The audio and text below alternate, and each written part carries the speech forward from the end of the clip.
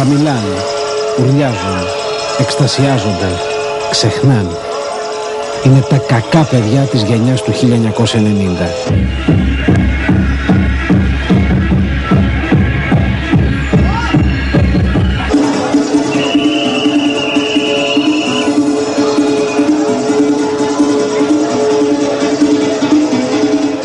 Είναι οι έφηβοι και οι κοσάριδες που βρίσκουν διέξοδο, εκτόνωση, αλλά και λόγω ύπαρξης στο κίνημα των ravers.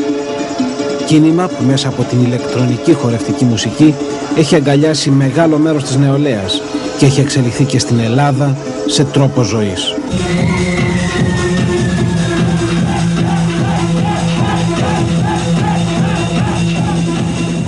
Τι είναι το rave? Στα αγγλικά rave σημαίνει παραμιλώ, παραλυρώ, ουρλιάζω. Υπέρτατος τρόπος έκφρασης είναι η κίνηση του σώματος στον ρυθμό της ηλεκτρονικής χορευτικής μουσικής. Της techno, όπως βαφτίστηκε από την μαγική λέξη της εποχής μας. Technology, τεχνολογία. Technology music.